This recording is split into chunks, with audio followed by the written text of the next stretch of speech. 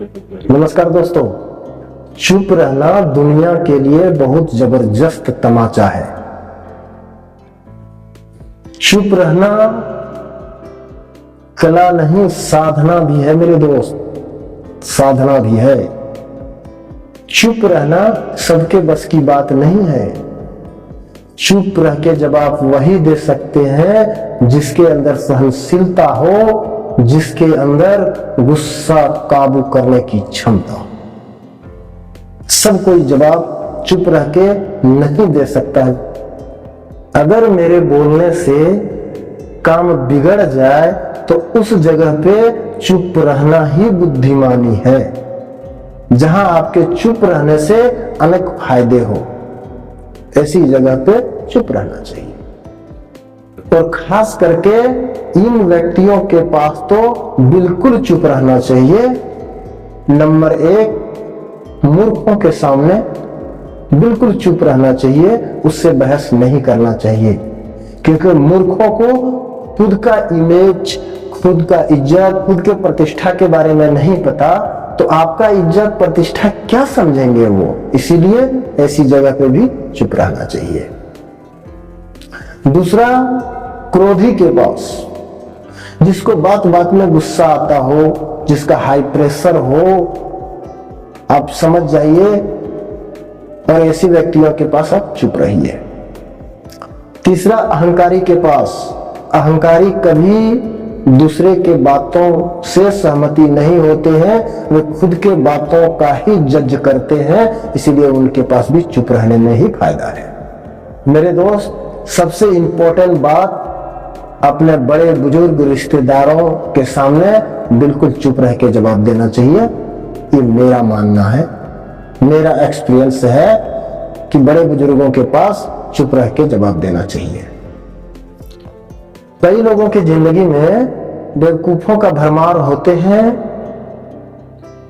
या फिर आप जिस मोहल्ले में रहते हैं, जिस गली में रहते हैं, जिस जगह पे रहते हैं, वहां अक्सर ऐसे लोग मिल जाते हैं जो बिना मतलब के तर्क करते रहते हैं, जिसका कोई सार नहीं, कोई निचोड़ नहीं, और बेमतलब के, बेफिजूल के वो लोगों से तर्क में भिड़े रहते हैं, लगे रहते हैं। ऐसे लोगों के सामने नजरअंदाज करके निकल जाना चाहिए। अपनी कान को बंद किए, अपनी आंख को बंद किए, अपनी जुबान को बंद किए।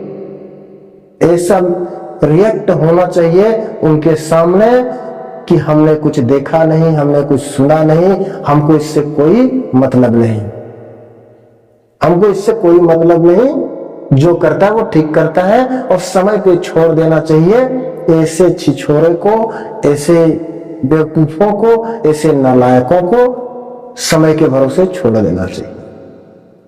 मेरा मानना है कि ऐसी जगह पे जाना ही नहीं चाहिए। अक्सर आप देखे होंगे मेरे दोस्त, होशियार आदमी का, चालाक आदमी का काम यही होते हैं, जहां उलझन हो, जहां बात विवाद हो, उस जगह से नजरअंदाज करते हुए वो निकल जाते हैं। तो दुनिया से कोई मतलब नहीं, अपनी दुनिया में वो मस्त रहते हैं। क्यों? क्योंकि उसने चुप रहना सीखा है, फालतू का बहस नहीं करना सीखा है, इसलिए वो मस्त रहते हैं। रिश्तों में भी कभी कभी चुप रह के जवाब देना चाहिए। अगर आप बड़बोले की तरह बोलेंगे तो आपके रिश्तों में दरार पड़ सकते हैं। इसीलिए रिश्तेदारी अगर बखूबी निभाना है तो आपको चुप रह के जवाब देना सीखना होगा। नंबर 3, कईयों के घर में ऐसे व्यक्ति मिल जाते हैं जो सुबह उठते ही 2-4 खरी खोटी ना सुनाए तो उसके हलक से एक बूंद पानी नहीं उतरता। सुबह उठते ही 2-4 बातें किसी को ना सुनाए तो उसका दिन का शुरुआत नहीं होता। ऐसे व्यक्तियों के पास भी चुप रह के जवाब देना चाहिए। आप सोचिए, सुबह सुबह आप उठे, किसी से बहस हो जाए, आपका टाइम खराब, आपका समय खराब, जो आप प्लानिंग कर रखे हैं दिनचर्या की वो खराब। इससे अच्छा तो यही ना है कि चुप रह के अपने काम में मस्त रहिए। उसके बकने का काम है, उसे बकने दीजिए।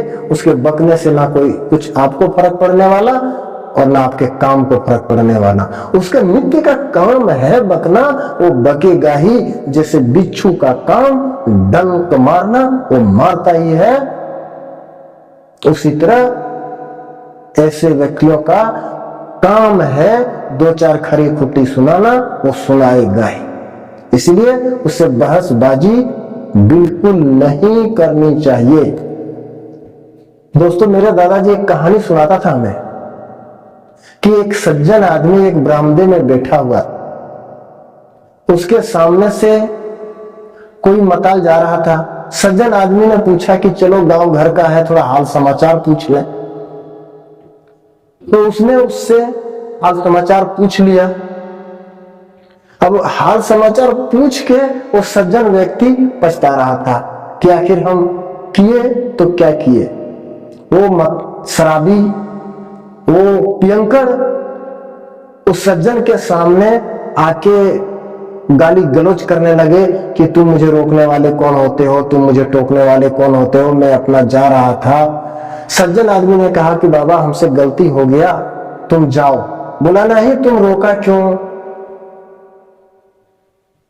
और गाली गलौज करने लगे। इसी बीच उसका बेटा घर से निकला, देखा कि मेरे पिताजी को कोई गाली दे रहा है। वो क्रोध से आग बबूला हो गए और वो उसका बेटा उस शराबी की तरफ क्रोध में बढ़ता हुआ जा रहा था कि उसके पिताजी ने उसे रोक लिया कि नहीं रुको, तुम कहां जा रहे हो? बोला कि मेरे सामने आपको ये गाली दे रहा है, हम बर्दाश्त कैसे करें?